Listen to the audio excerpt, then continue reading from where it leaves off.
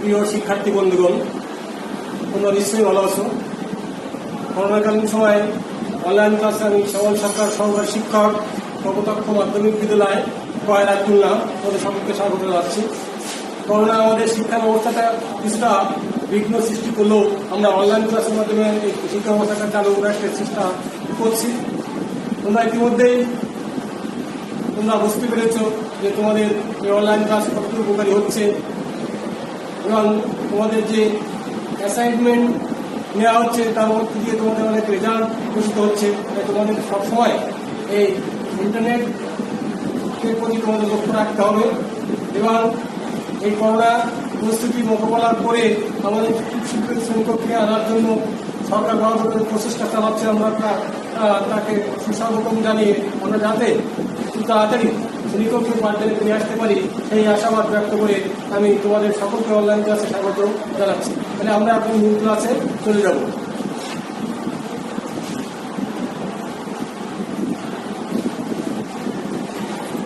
স্বাগত সকলকে অনলাইন ক্লাসে। আমি আমার পরিচয় আগেও দিয়েছি, তবুও আমি এই অনলাইন ক্লাস করতে তোমাদের পরিচয়টা দিই। আমি সমাজ সরকার সহকারী শিক্ষক কপোতাক্ষ মাধ্যমিক বিদ্যালয় কয়রা খুলনা। আমার মোবাইল নম্বর এখানে দেওয়া আছে 09675031669। ইমেল ঠিকানা ওখানে আমি দিয়ে রেখেছি pssorkar1971@gmail.com।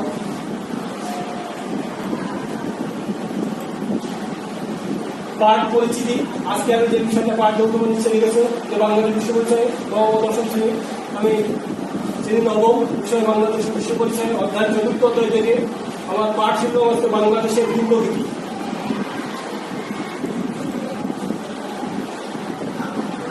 আমরা এখানে কিছু ছবি লক্ষ্য করবো, ছবিগুলো বিষয়টা অনুধাবন করতে চেষ্টা করবো।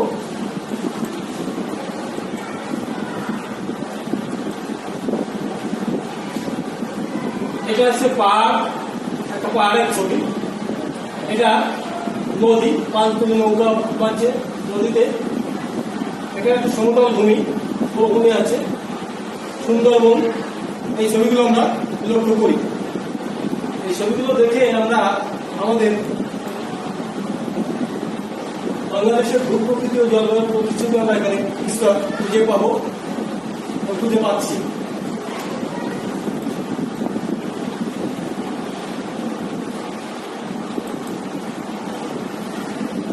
তাহলে আমাদের আজকের পাঠ হচ্ছে বাংলাদেশের ভূপ্রকৃতি।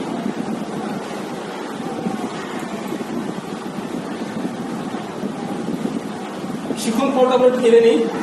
এই পাঠ শেষে শিক্ষার্থীরা বাংলাদেশের ভৌগোলিক অবস্থান ও সীমানা গণনা করতে পারবে, বাংলাদেশের ভূপ্রকৃতি অঞ্চলের শ্রেণীবিভাগ ও গঠন ব্যাখ্যা করতে পারবে।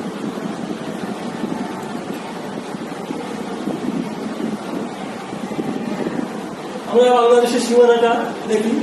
বাংলাদেশের মানচিত্রটির পাশে আমি দিয়ে দিয়েছি, লক্ষ্য করো মানচিত্রটি এবং বাংলাদেশের ভৌগোলিক অবস্থান ও সীমারেখা এর মধ্যে বাংলাদেশের অবস্থান তোমরা দেখো।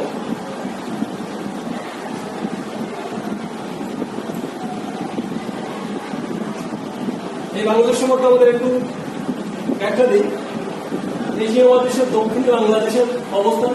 বাংলাদেশ 20°34' উত্তর অক্ষরেখা থেকে 26°38' উত্তর অক্ষরেখার মধ্যে এবং 88°01' পূর্ব দ্রাঘিমা থেকে 99°41' পূর্ব দ্রাঘিমার মধ্যে অবস্থিত। বাংলাদেশের মাঝামাঝি স্থান দিয়ে কর্কটক্রান্তি এই ডিগ্রি 5' রেখা অতিক্রম করেছে। পূর্ব পশ্চিমে সর্বোচ্চ বিস্তৃতি 440 কিলোমিটার এবং উত্তর পশ্চিম থেকে দক্ষিণ পূর্ব প্রান্তে পর্যন্ত সর্বোচ্চ বিস্তৃতি 60 কিলোমিটার। বাংলাদেশের আয়তন 1,67,570 বর্গ কিলোমিটার, যেটা এখন একটু বর্ধিত হয়েছে। বাংলাদেশ সেটা আমাদের এখন পাঠ্যপুস্তকে আসলে তা আমরা পরে জানতে পারবো। যা আমরা যদি বর্গমাইলে বলি 17,977 বর্গ মাইল।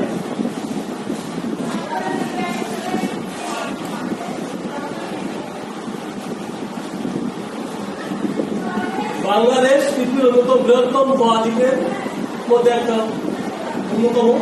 বাংলাদেশের উত্তর দিয়ে বয়ে গেছে অসংখ্য নদ নদী। বাংলাদেশের ভূখণ্ড উত্তর থেকে দক্ষিণ দিকে ক্রমশ ঢালু। পাহাড়িয়া অংশ ব্যতীত প্রায় সমগ্র দেশটি নদ নদীর কলম দ্বারা গঠিত সমভূমি। বাংলাদেশের প্রায় সমগ্র অঞ্চল এক বিস্তীর্ণ সমভূমি। বাংলাদেশের সামান্য পরিমাণে উচ্চভূমি রয়েছে। ভূপ্রকৃতির ভিত্তিতে বাংলাদেশকে প্রধানত তিনটি শ্রেণীতে ভাগ করা হয়েছে। এই তিনটি শ্রেণী দেওয়া হয়েছে। টারশিয়ারি যুগের পাহাড় সমূহ, সাম্প্রতিক কালের প্লাবন সমভূমি, প্লাস্টোসিন কালের সোপান সমূহ।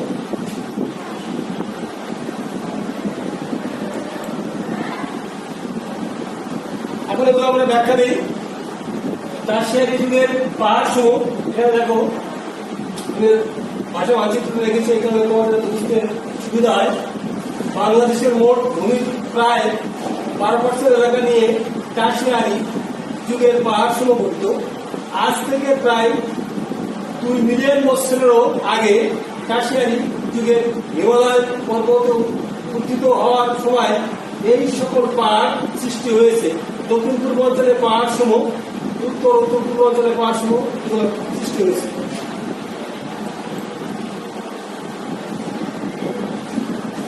উত্তর উত্তর পূর্ব অঞ্চলের পাহাড় সমূহ ব্যাখ্যা দেখো। আমরা দেখি ময়মনসিংহ নেত্রকোনা জেলায় উত্তরাংশ, সিলেট জেলার উত্তর ও উত্তর পূর্বাংশ এবং মৌলভীবাজার ও হবিগঞ্জ জেলার দক্ষিণের পাহাড়গুলো নিয়ে এই অঞ্চল গঠিত। এখানকার পাহাড়গুলোর উচ্চতা 244 মিটারের বেশি নয়। উত্তরের পাহাড়গুলো স্থানীয়ভাবে টিলা নামে পরিচিত। এই অঞ্চলের পাহাড়গুলোর মধ্যে সিকোনাগুল, খাসিয়া ও জয়ন্তিয়া প্রধান।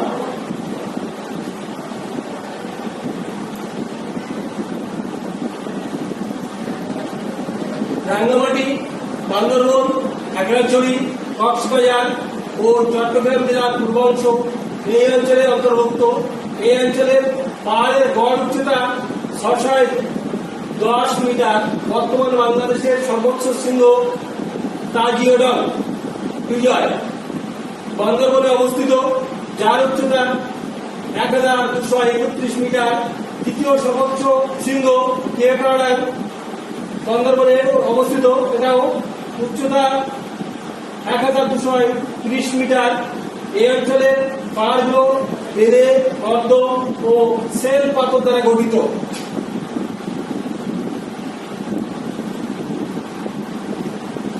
দক্ষিণ পূর্ব অঞ্চলের পাহাড় সমূহ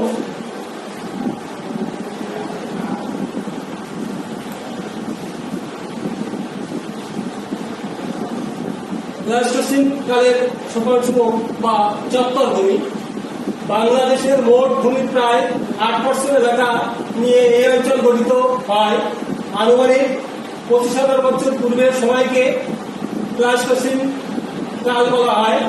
এই সময়ের বরফ গলা পানিতে প্লাবনের সৃষ্টি হয়ে এই সমস্ত চত্বর ভূমি গঠিত হয়েছিল বলে অনুমান করা হয়। প্লাস্টোসিন কালের সোপান সমূহকে 3 ভাগে ভাগ করা হয়েছে।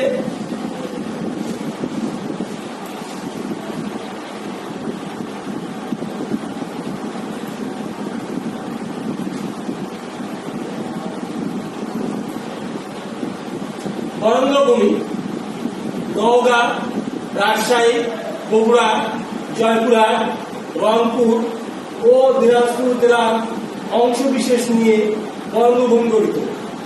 এর আয়তন 9,320 বর্গ কিলোমিটার। প্লাবন সমভূমি থেকে এর উচ্চতা 6 থেকে 12 মিটার। এ স্তরের মাটি ধূসর ও লাল বর্ণের। এখানে অরণ্যভূমির বিষয়টা আমি চিত্রের সাথে দেখার চেষ্টা করেছি।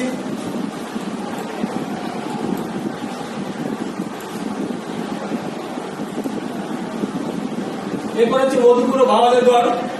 ময়মনসিংহ, টাঙ্গাইল, গাজীপুর ও ঢাকা জেলার অংশবিশেষ নিয়ে মধুপুর ও ভাওয়ালের সোপান ভূমি গঠিত। এর আয়তন প্রায় 4,103 বর্গ কিলোমিটার। সমভূমি থেকে এর উচ্চতা 6 থেকে 30 মিটার। মাটির রং লালচে ও ধূসর।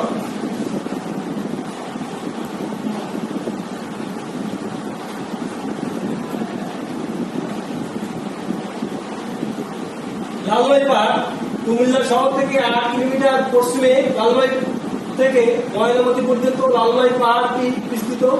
এর আয়তন 34 কিলোমিটার। এই পাহাড়ের গড় উচ্চতা 21 মিটার। এই অঞ্চলে মাটির রং লালচে এবং মাটির নুড়ি, বালি ও কংকর মিশ্রিত।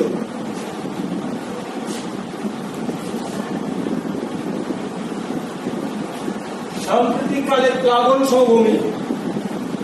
বাংলাদেশের প্রায় 80% ভূমি নদীবিধৌত এলাকা বিস্তৃত সমভূমি।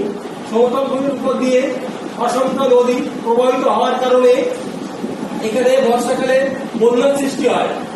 বছরের পর বছর এভাবে বন্যার পানির সঙ্গে পরিবাহিত পলিমাটি সঞ্চিত হয়ে এই প্লাবন সমভূমি গঠিত হয়েছে।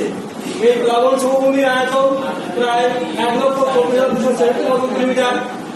সমুদ্র সমভূমির মাটির স্তর খুব গভীর এবং ভূমি খুবই উর্বর। সাম্প্রতিককালে প্লাবন সমভূমিকে কয়েকটি ভাগে ভাগ করা হয়েছে। যেমন পাহাড় সমভূমি,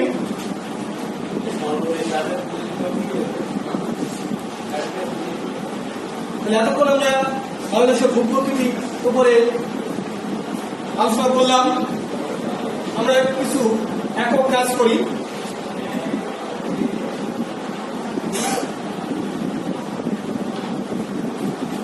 প্লাস্টোসিনকালে প্রকল্পকে কয়েকটা ভাগে ভাগ করা হয়েছে। কি কি?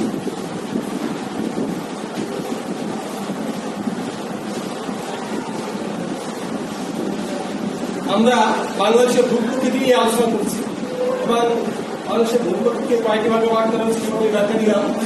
এখন আমরা কিছু মৌখিক মূল্যায়ন করি।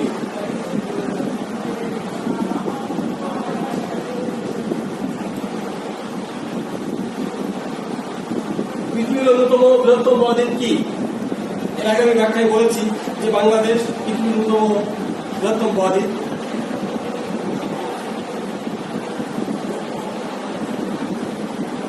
বাংলাদেশের ভূপ্রকৃতিকে কয়েকটি ভাগে বিভক্ত করা হয়েছে। বাংলাদেশের ভূপ্রকৃতিকে আমি নিশ্চিতভাবে আগে ব্যাখ্যা দিয়েছি। বাংলাদেশের ভূপ্রকৃতিকে 3টি ভাগে ভাগ করা হয়েছে।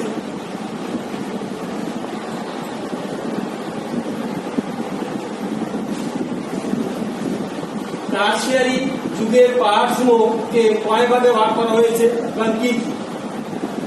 এর উত্তরটা হচ্ছে যে 2 ভাগে ভাগ করা হয়েছে।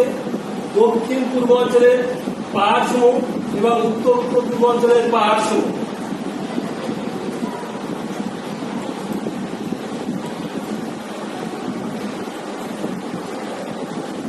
আমরা এতক্ষণ তোমাদের এই বাংলাদেশের ভূপ্রকৃতির উপরে আলোচনা করলাম। ভূপ্রকৃতির ধরন, ভূপ্রকৃতির প্রকারভেদ, বাংলাদেশের কয়েকটা অঞ্চলে ভূপ্রকৃতির কয়েকটা অঞ্চলে ভাগ করা হয়েছে ব্যাখ্যা করলাম।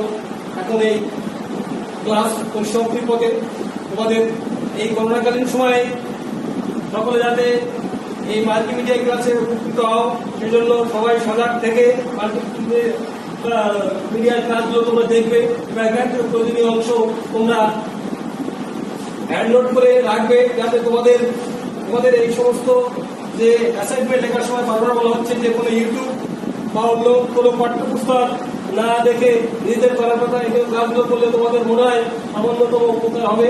আর এই করোনাকালীন সময় তোমাদের সকলের সুস্বাস্থ্য কামনা করে আমি এখানেই তোমাদের শেষ করছি। সকলকে ধন্যবাদ।